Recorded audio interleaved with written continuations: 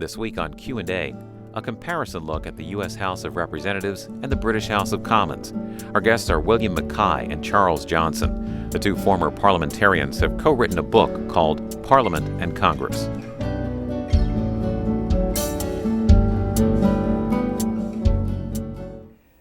Charlie Johnson, along with William Mackay, you have written a book called Parliament and Congress, Representation and Scrutiny in the 21st Century. What is it? It's in part a comparison. It's in part an update of a book written 30 years ago by two clerks of the British Parliament, Ken Bradshaw and David Pring, called Parliament and Congress, but now totally outdated. But it's also, I say a comparison. We kind of projected our various segments into each chapter and then wove as the occasion permitted. Bill was a wonderful weaver of text and context between our two versions. But for me, at least, more than that, it's a way, after 40 years, Brian, of being a nonpartisan official for the House of Representatives, to be somewhat, not personally, but somewhat judgmental institutionally about change and the extent of change and the impacts of change under House rules and Senate rules. I had to become, more or less, pretend to become an instant expert on the Senate, which was difficult because all those years, Brian, of frustration in the House, I would always remind myself how much more difficult it would be to be on the Senate side, and it was reassuring constantly. But at the end, we took on a very ambitious outline, I think. And Bill, really, the outline, Bill had great ideas, and it wasn't totally set in concrete, but it was so ambitious from the organizational aspects of Congress and Parliament to the operational aspects, not necessarily the personal aspects, interwoven, in my case at least, with constant references of change and why change had really emerged in a much more rapid way for 180 years. The House, at least, had more or less operated under its standing rules. Nowadays, the House adopts its rules every 2 years, but constantly waives them or deviates from them, which I think is unique among parliaments in the world. William Mackay, what's the biggest difference between Parliament and the American system? I think the biggest difference is that at the center of the Westminster system, there is a paradox, because without a separation of powers, you've got members elected to the House whose job individually on the government side is to support the government, but whose job as members of the institution is to criticize the government. This is a riding of two horses which becomes more or less acute depending on the political temperature, but it's always there. Now, for the past, 150 years, government has dominated the House. So the voice of criticism and scrutiny has been very muted. Now, beginning since 1979 and gathering speed in the last decade, the iron hand of control of government on the time of the House, because what is really critical is the time-business balance, the iron control of government on the time of the House is loosening. The House is beginning to recover, House of Commons is beginning to recover its role as a candid critic of the government. Now, how far that can go, how far government members can on one day or on one part of a day subscribe to a report that says the government's getting it completely wrong, and on a later part of the day go into the lobbies to defend the government on a very similar issue, I don't know. We shall just have to wait and see. But it's made even more difficult since the last general election because we have a coalition.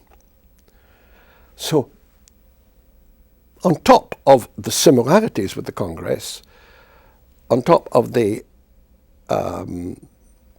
background which, going back to the beginnings, is very similar, I think we're beginning to perceive the same kind of problems We've arrived at them from different avenues, we're looking at them from different viewpoints, but we've got very much the same kind of problems. Let me ask you just about size. How many members are the House of Representatives? How many members are there in the Senate? There are 435 voting members of the House, and I think now 6 non-voting delegates. The Northern Marianas just having, by statute, had a non-voting delegate, and in the Senate there are 100 senators, 2 from each state. How big are the constituencies of a member of the House on average? Oh, about between 600,000 and 700,000 persons, not all voting eligible, but persons. How many members are there in the House of Commons, and how many members in the House of Lords? Well, the members in the Commons is between 640, 650. It varies from election to election. The last figure I can remember is 646, but it may be 648 now. In the Lords, well, the Lords got up to 12 to 1,300 in the days before 1992, when the hereditaries, nearly all the hereditaries, were got rid of. That brought the size of the Lords down to about 700. But as I think we say in the book, before that change, the House of Lords was unique among among legislatures, in that it worked only because of the absenteeism of most of its members. Now, what is going to happen to the Lords in the future, goodness only knows. From my point of view, and I think we say it in the book, I would have thought a membership of about 400, however you base membership, is about right. You have got to assure yourself in the Lords that you give them a legitimacy, but you don't give them so much legitimacy that they can challenge the Commons. Where that pendulum will rest, goodness only knows. I knew it in my water. We would take decades to get the Lords right, and that's going to happen. How many members in the constituency of the members of the House of Commons? Ideally, between 60 and 70,000. But the rules for drawing the boundaries are completely impartial. They have the stated aim of more or less equivalent sizes of constituencies. But the other considerations which you have to take into account when you're drawing constituency boundaries, historic associations, where does your shopping come from, have meant that in the worst case, I think the smallest Scottish electorate is about 26,000, the largest English electorate is about 104,000, and both of these totals are arrived at on the same principles, that is, do not split up an island community. So the Isle of Wight in the south of England isn't split up and has 104,000, and the Western Isles off the western coast of Scotland isn't split up and it has 26,000. How did you two meet? I think I first went to London in 1998 to begin an exchange. Bill had been here on visits quite earlier than that, and our office had been notoriously not visiting foreign countries, but it became apparent that an understanding of comparative forms of government was to our benefit as parliamentarians.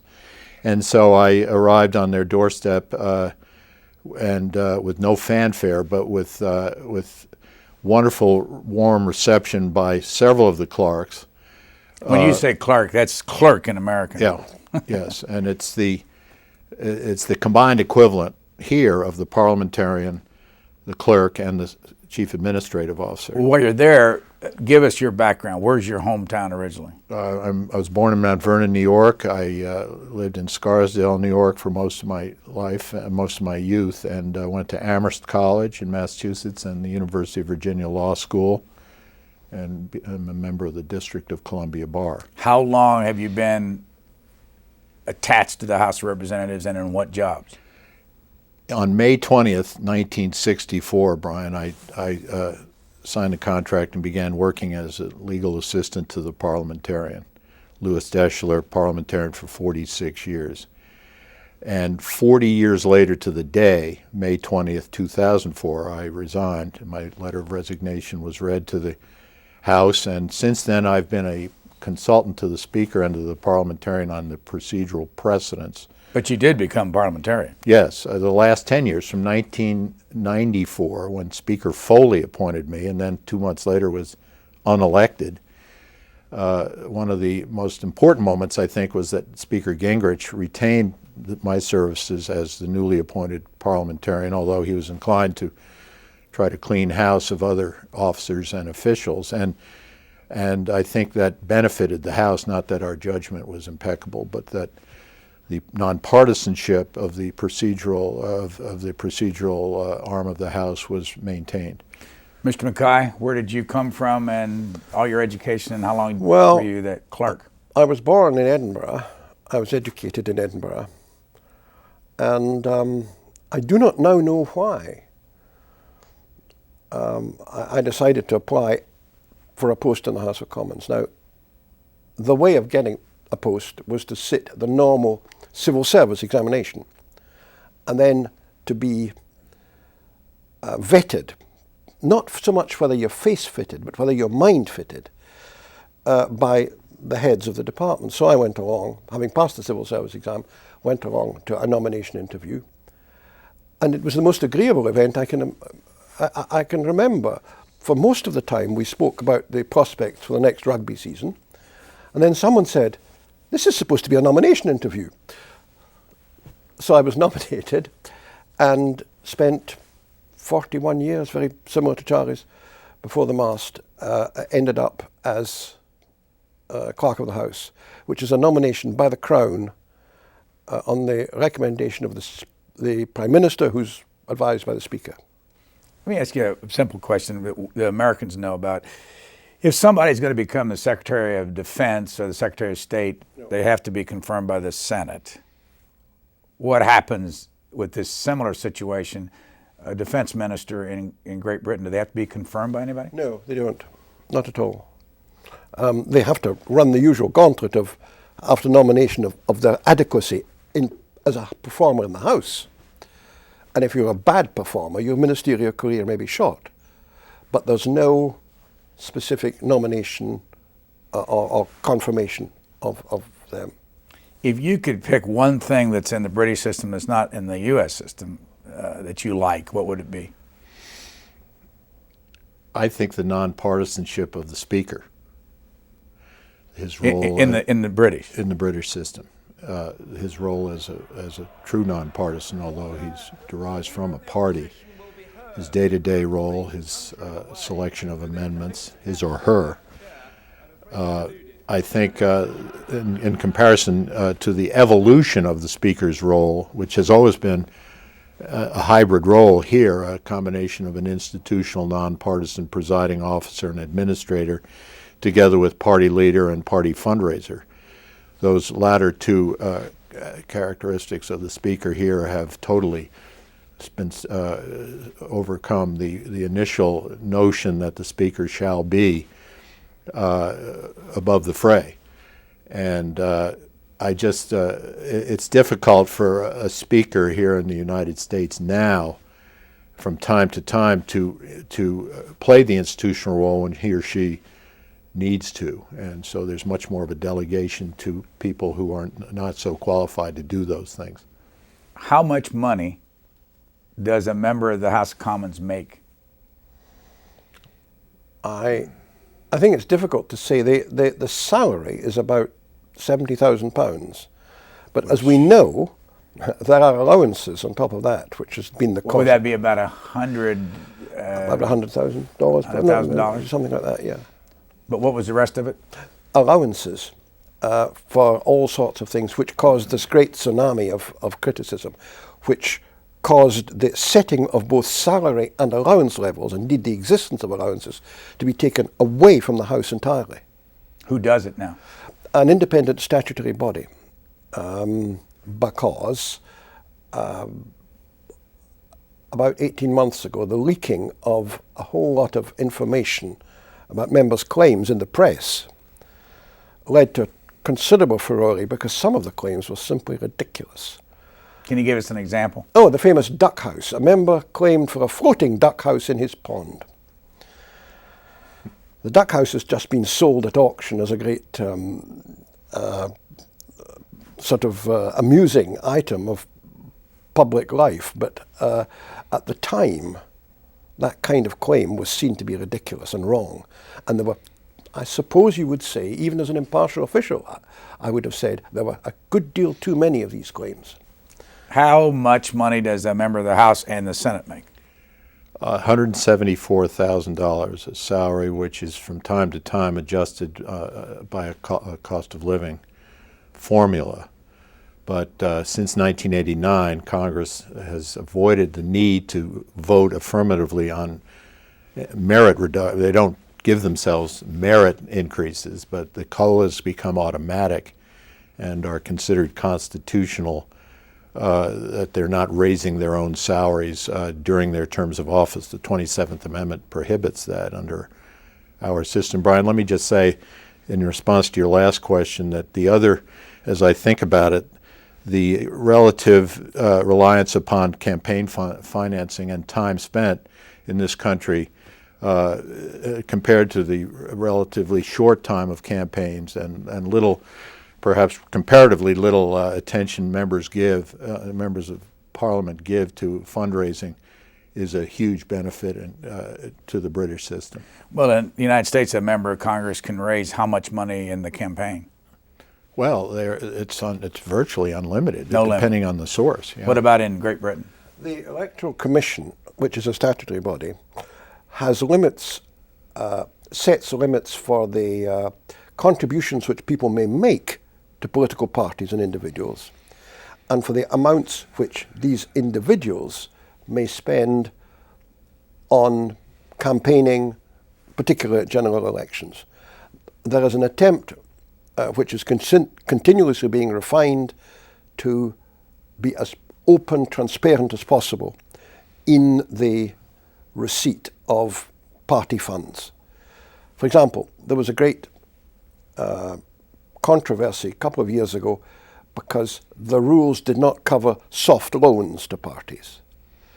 And it was suspected that some soft loans were coming from sources which were not within the UK. So that had to be, loophole had to be blocked off.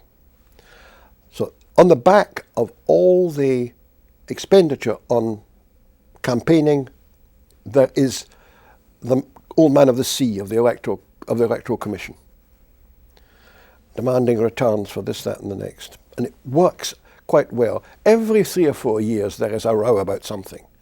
But between the rows, I have an idea that the Electoral Commission does a good deal of settling down and monitoring. Is there any taxpayer money? A little, that's yes. Spent on the campaign? Yes. The parties do get some money, but not a lot. The idea of taxpayers' money going to parties as a main support continually bubbles up on the grounds that it would take away many of the opportunities for what might be regarded as shady practice. What's the length of terms in both the House and the Senate in the United States?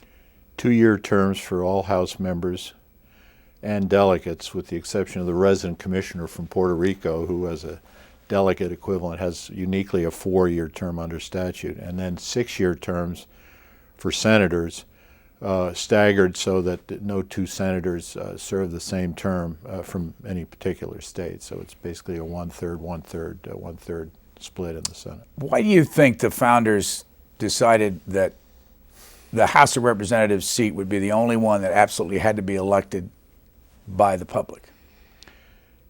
Brian, when we started this book, I felt that I should go to the Federalist Papers, which our introduction devotes quite a bit of attention to, and as part of the compromise between this notion of the great compromise between representation of the people and representation of states, because here you had 13 states trying to form a meaningful union. Their Articles of Confederation hadn't been effective. And so it was clear that the states, in order to ratify this, they needed 2/3 of the states, 3/4 of the states to ratify, needed some unique representation as states regardless of population size. So that was the balance between the House, although each state gets one representative minimum in the House. The rest of it is determined by a population adjustment every 10 years. How long are the terms if you're a member of the House Commons or the Lords?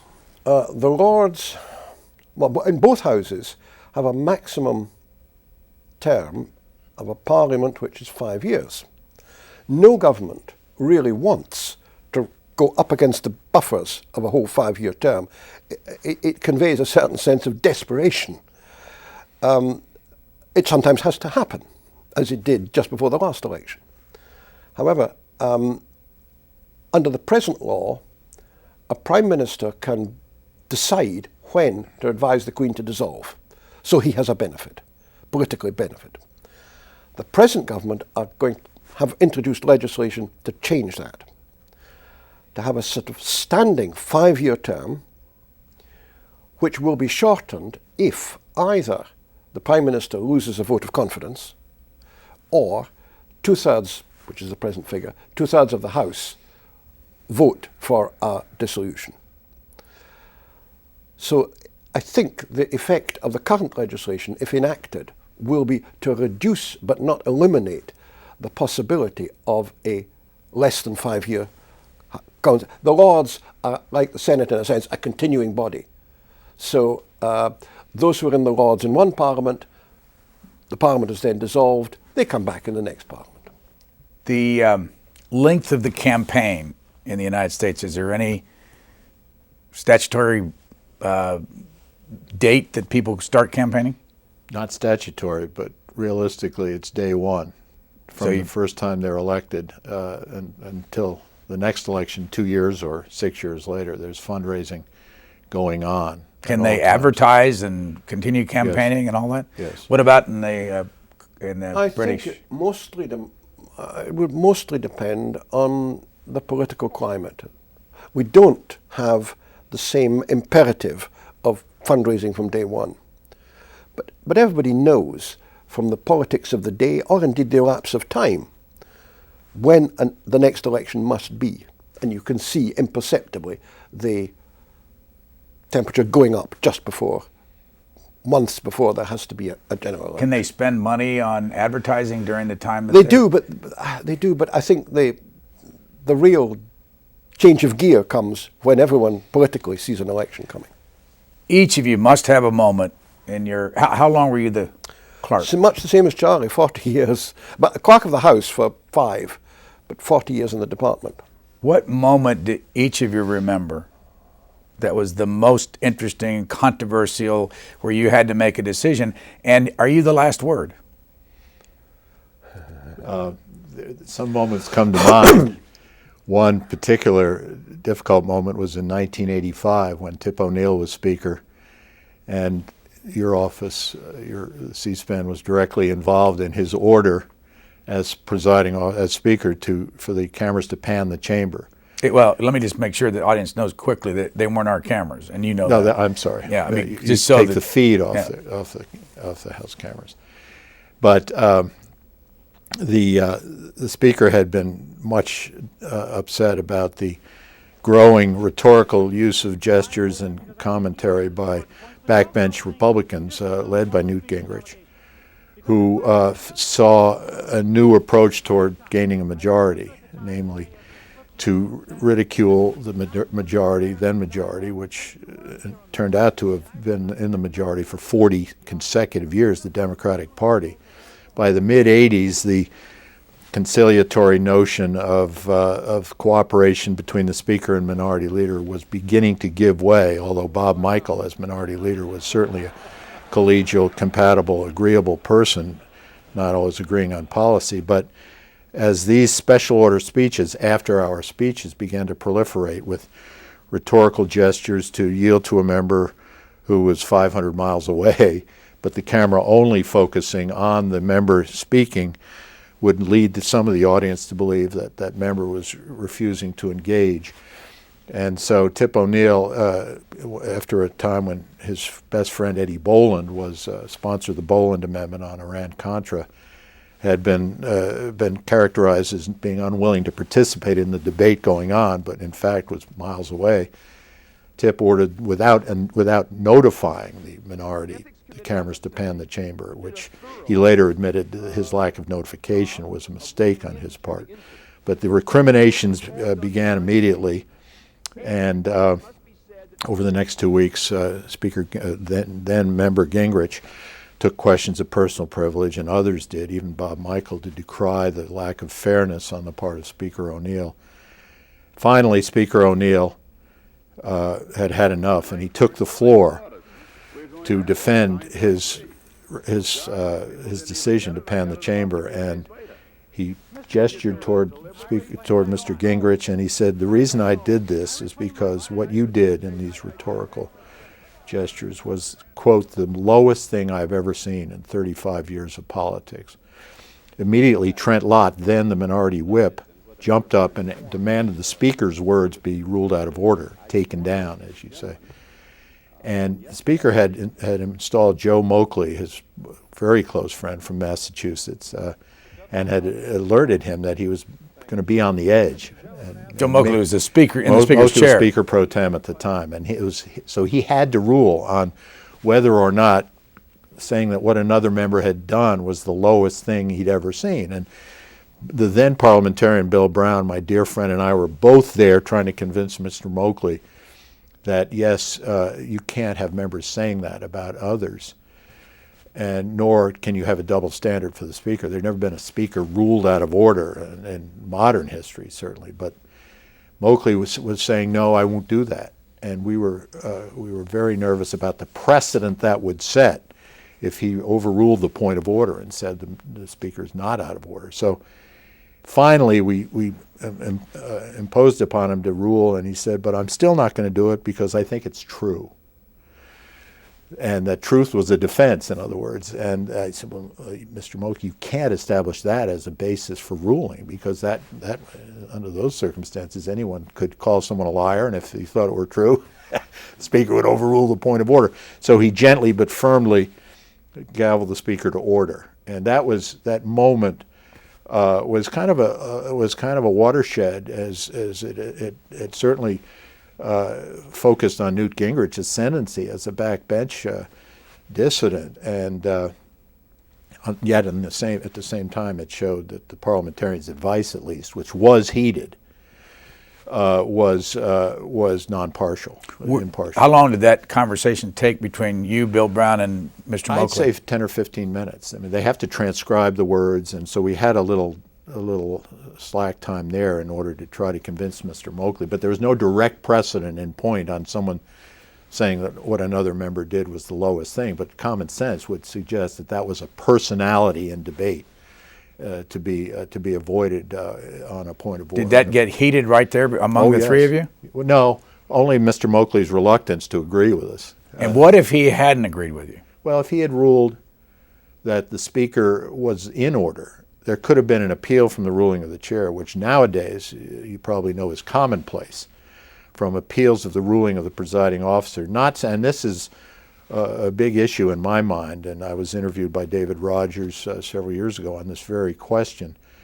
The politicization of appeals, of rulings from the chair. But if Moakley had ruled that the Speaker was out of order, or was in order, the Republicans could have appealed the ruling, and there would have been a roll call vote. And presumably the Speaker, the Democrats, would have supported the chair, but by so doing, establishing the precedent that calling another member of the lowest thing was not out of order. So did you ever hear whether Mr. Moakley, who's deceased, and the Speaker, who's deceased, Tip O'Neill, ever had a conversation about this? Yes, and they went public with it, saying that, in retrospect, proved that the parliamentarians' advice to the chair was appropriate. And as the Republicans took the majority in '95, that was an example, certainly in Mr. Gingrich's mind, who had to retain our services, that yes, we could give impartial advice. But the politicization of appeals, Brian, is what I was trying to suggest these days, when the chair will make an obviously correct ruling under some obscure rule of the House, only to have, and it'll usually be on a question of privilege raised by the minority leader or member on how the House is running itself, just last week there was one on whether there should be an active lame duck session. And the chair ruled that was a rules change and not a question of privilege. They appealed, they had a roll call vote, and immediately those votes on the appeal were spun in various districts, majority districts, as votes on the merits of the proposition, should there be a lame duck session, rather than on the correctness of the chair's ruling. And that's wrong. Mr. Mackay, what moment do you remember? Oh, I remember very clearly. It was the early 90s. The House of Commons was faced with a bill to enact into British law the provisions of the Treaty of Maastricht, which was a European treaty, changing and extending the basis of the European Union. The major government was beginning to fail. Not very quickly, but it was losing by-elections. And it didn't begin with a very big majority. So when the Maastricht Bill came along, the first thing that happened was a shower of amendments. The second thing that happened was the Danes voted against ratification. So the bill was put on the back burner. When the Danish mind was changed, back came the bill with 650 odd amendments. Now, in the British system, the Speaker, or in the case of a committee, the Chairman of Ways and Means, which this was, has the right to select some amendments for discussion and to pass over others. This is not a matter of order. Disorderly amendments are junked anyway. But the system allows the Chair to say, this is an important amendment. We'll discuss it with that one and that one and that one, because they're in cognate areas, but that's just silly. Or, I can't make out what this one means. And of course, in doing that, the chair is advised by one of the clerks, in this case, me. We used to have a house on one of the smaller islands in the Hebrides, and I had faxed to me all the 600 odd amendments on a day when the house wasn't sitting, and I can remember to this day looking out of the window into the fog with 600 amendments and saying, what in the name of peace am I going to do now? Because we knew that if this went wrong, the government might be in considerable trouble, the House would be in trouble, and the chair would certainly be in trouble. So what I had to do was to group these 600 odd amendments into thematic groups, so far as I understood them. And that had to be concealed too, because there was some which I simply couldn't understand. So you always gave the member the benefit of the doubt. If you didn't understand the amendment, you put it into the yes bowl rather than the no bowl. We were right. The major government in the end began to fall as a result of its performance on the Maastricht Bill.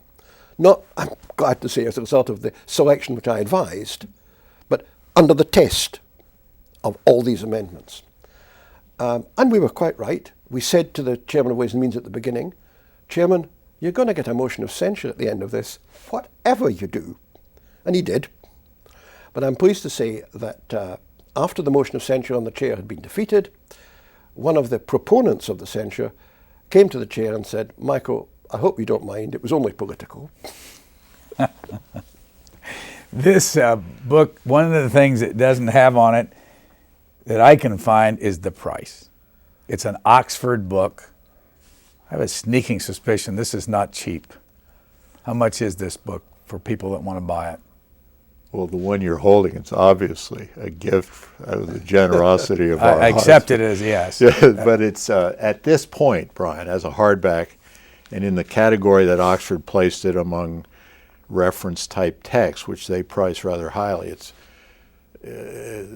retails at $160, but on Amazon it's reduced by $28 down to okay, $32 down to $128. So how and how many pounds, Bill? Oh, I can't remember. It's 70. 85. 85, is it? Yeah. how did you two do this? Because I can, as I read along here, I see you interweaving. That wasn't easy. Is that right? The Yes. interweaving wasn't easy because sometimes the language is the same but the meaning is different. And sometimes there is no equivalent in one parliament when you're trying to compare it with the other. But we did as much as we could. We simply wrote our sections and tried to meld them as far as we could, but weren't, in my view, were well advised not to break the sections we were trying to combine down too far, to make the parallels between the big topics, not between the minutiae. Wasn't easy. Computer, back and forth? Mm-hmm. A lot of that. How long did it take you to do this book? Well, from the time we conceived of the idea, which was the time when I was driving Bill to Dulles Airport at his last visit in '03, I'd say 5 years, going back and forth. The creation of the outline, the approval of the outline by Oxford and its referees, so-called, was the first year or so. But the outline, as I said earlier, was quite ambitious. And so to be true to it, rather than try to pare it down or make it a different, shorter book, at least I felt that I couldn't do justice to all the topics in the outline. And my propensity to use more words than were necessary became rather apparent. And Oxford originally set a word limit of 100,000 on the two of us. Quickly they realized they had to double the word limit, and ultimately they tripled that word limit, and which is what emerged and allowed them to put the high price on it, I suppose. So this is close to 600 pages and 300,000 words. Yeah. Well, none of us would be sitting in this room doing this if it hadn't have been for the House of Representatives going on television. So excuse me while I read what you say in here about television in the House, and then I'll read what you say about in the Commons. You write, generally, televised coverage of the House and Senate proceedings has reduced the spontaneity of debates and the willingness of members to debate with each other directly. Instead, members increasingly use prepared speeches together with visual aids such as charts, graphs, and photographs to make a debating point to a television audience, together with the drastically increased use of special order resolutions from the Committee on Rules, which limit the amendment process and which restrict pro forma amendments so that time may not be separately sought by opposing members. Television has had a negative impact on the quality of debates and on the likelihood that debates may influence the votes.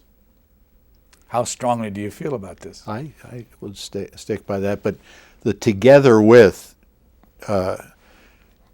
is important. It's not. I'm just not saying it's all television. Together with the utilization of so-called modified or closed rules that impose time limits on and impose limits on the number of amendments, if any, that can be offered. And then when when the House adopts a resolution from the Rules Committee which establishes the universe of permissible amendments, if any, it will allocate the time between one proponent and one opponent.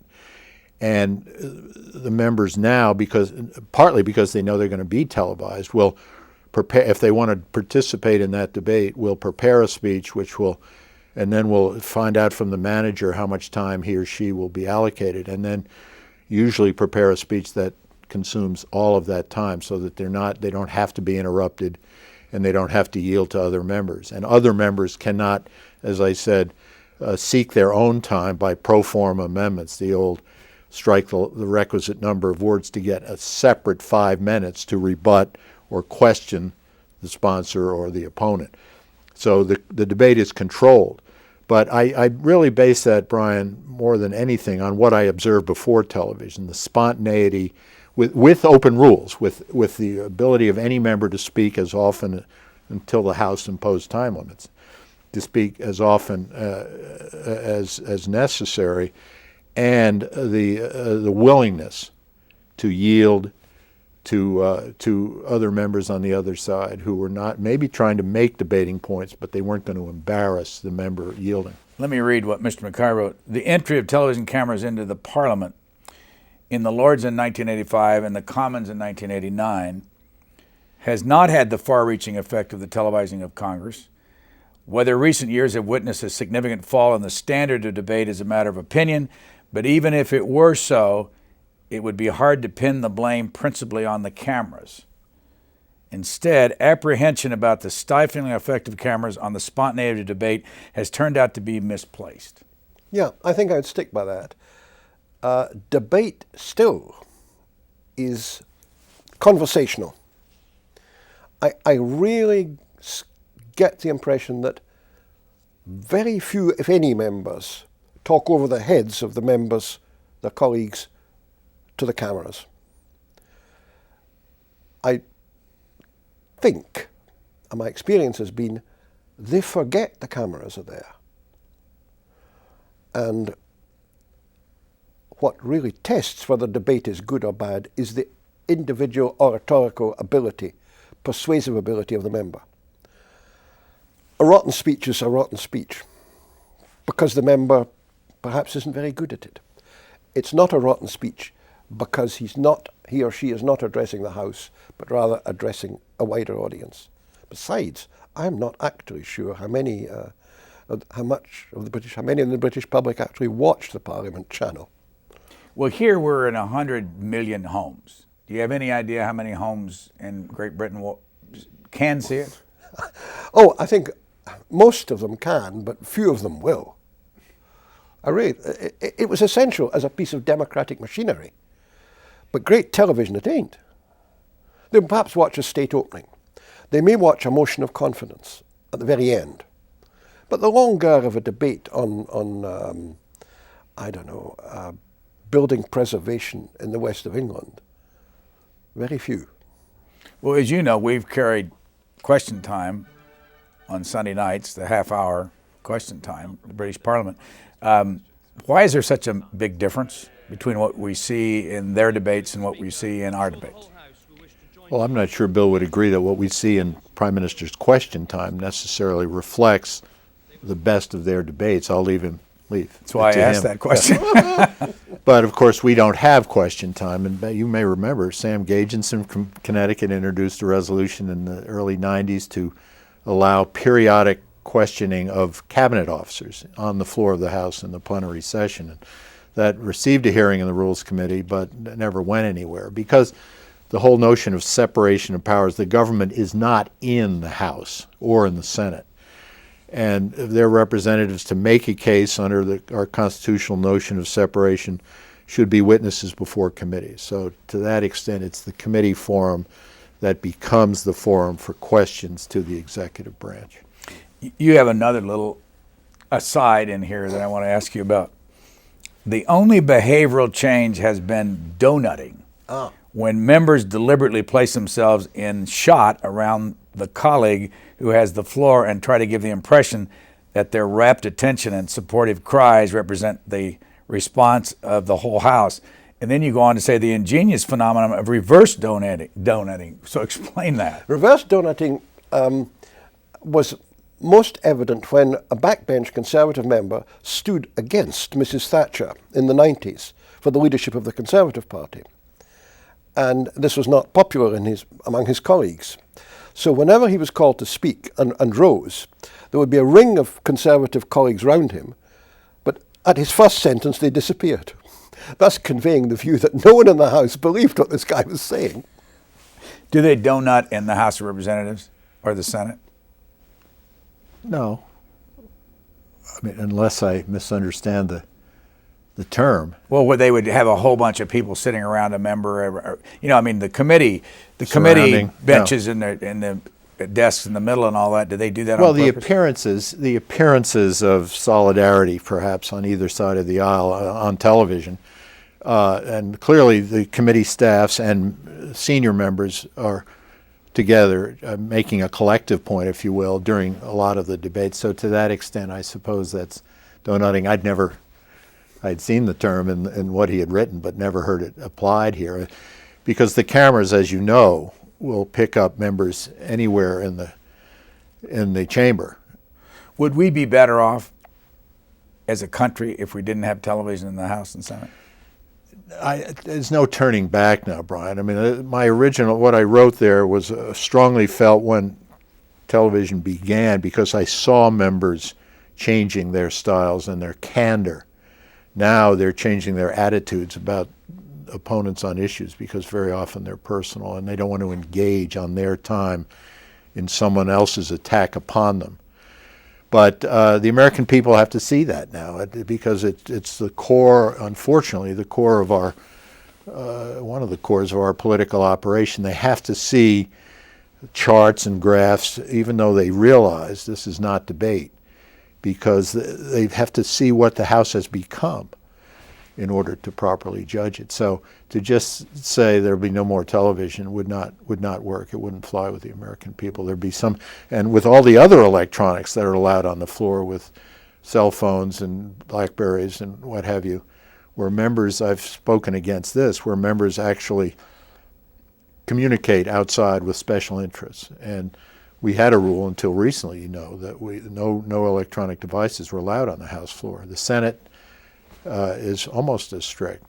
But members, the modern member can't live without an electronic way of communication. But what that does is, I think, give access to lobbyists and others who have an electronic capability into the chamber, where the chamber, as far as Jefferson was concerned at least, was a sanctuary for debate among members without direct outside influence. What about in the House of Commons? Would they be better off without television? I agree with Charlie. There's no turning back.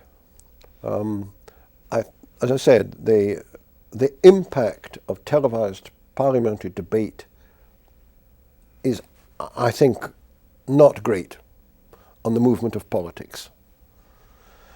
So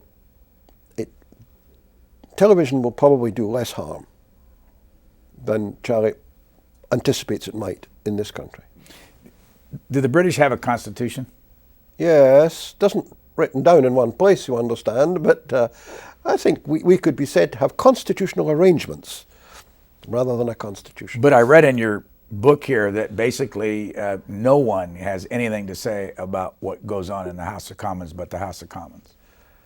There is a great deal of pressure on the House from, well, let me give you an example, from the law, human rights law. The House was taken to the European Court of Human Rights by a lady who thought that her human rights were being infringed. And something which our predecessors could not have contemplated, i.e. that we should go to a court outside the jurisdiction and justify parliamentary freedom of speech. It happened. The Court of Human Rights has got a double stage procedure. I thought anyway, that the challenge was so unmeritorious we would be successful at the first stage, and to my horror, we had to go to the second stage. And although we won, it was a very uncomfortable procedure, and one of the judges said we were wrong, that this lady ought to have more of a recourse against a member speaking in the House. Where that will play, I do not know, but it is an open flank. We may be attacked from that direction again. Chapter 6 of the book, The Power of the Purse. I'll just read the first sentence.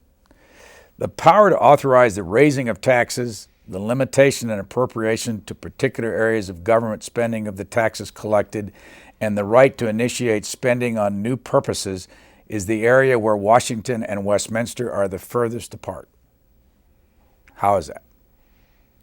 I think because there's a 4-step process in the Congress, the budget process, the authorization process, the appropriation process, and the revenue-raising process, each of which in its own right takes an inordinate amount of time. Some never get accomplished. This year there's no budget resolution. This year so far there's no appropriation for most of the government.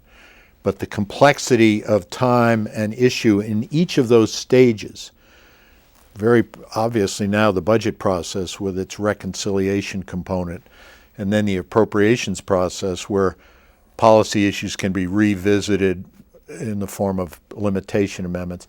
Each of those takes an incredible amount of time, and it's probably the appropriations process until recent years has been the most open as far as individual member presentation. And so there's no jamming through of a budget in the Congress, which I dare say is in very simple terms describes the biggest difference, because I believe Bill would say in the Parliament there isn't much open debate and amendment to budget issues.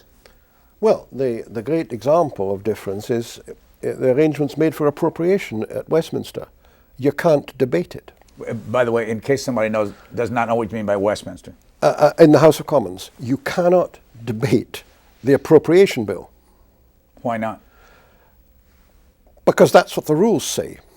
Because I come back to the central paradox that the proposals for government expenditure, whether as budget or as appropriation, come down like the little boys in the magic flute from above.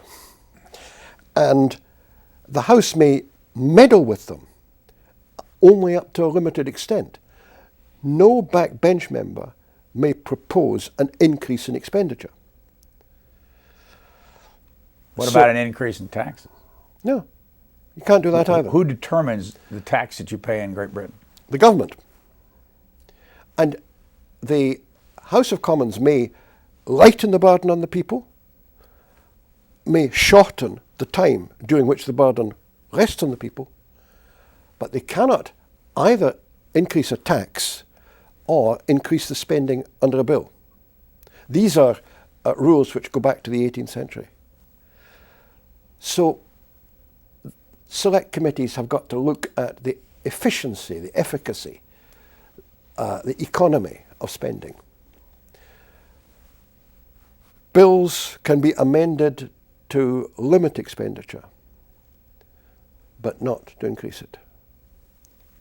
And the appropriation bill is really the tag on which the National Audit Office conducts the audit of government department accounts. Chapter 11.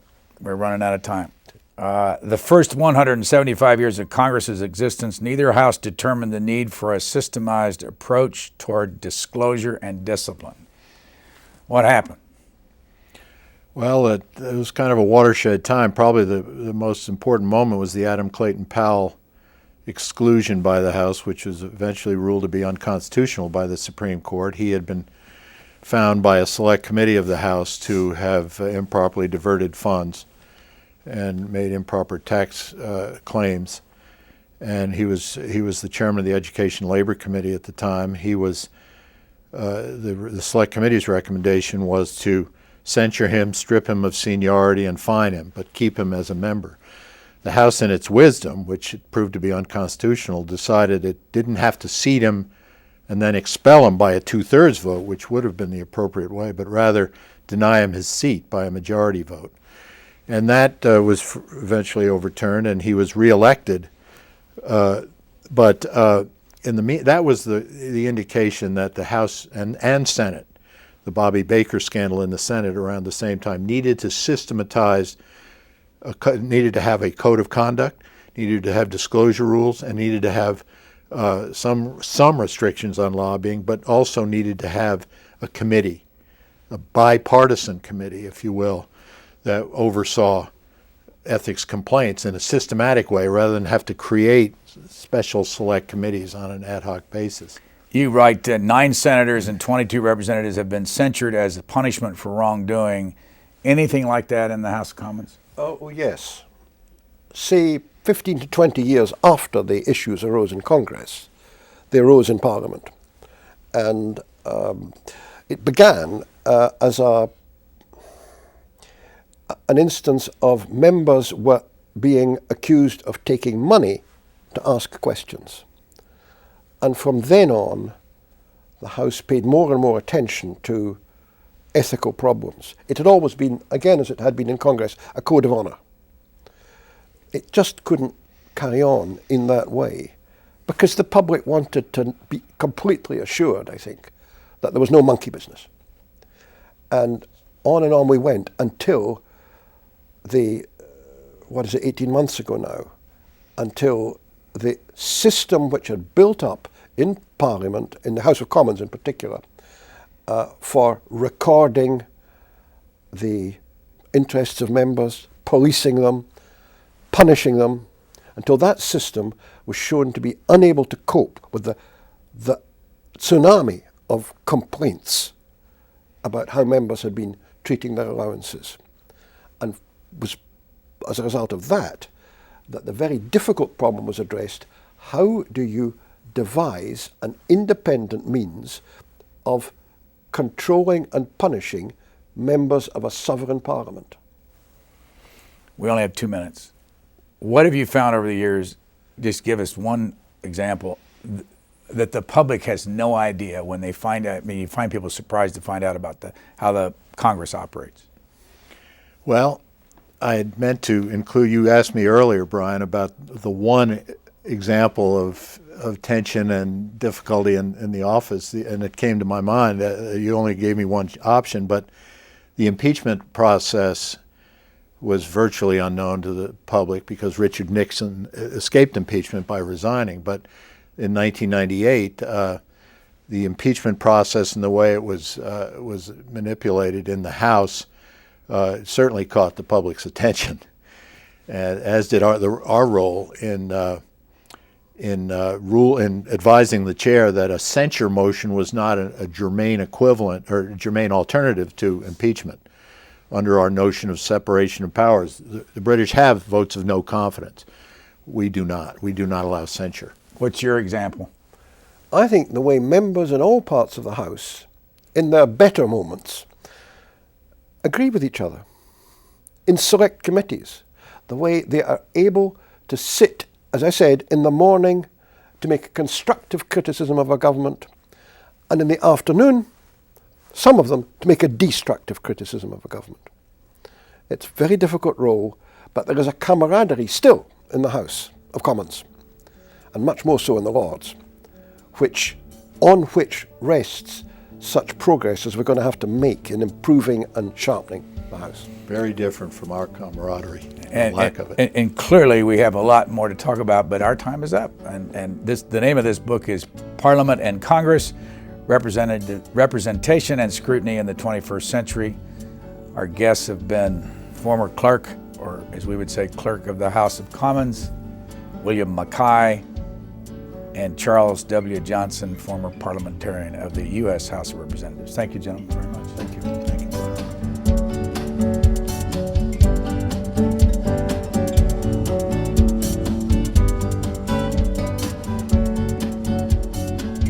For a DVD copy of this program, call 1-877-662-7726. For free transcripts or to give us your comments about this program, visit us at qna.org.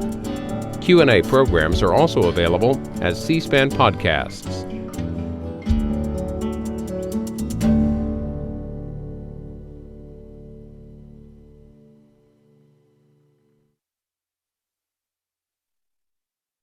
Tonight,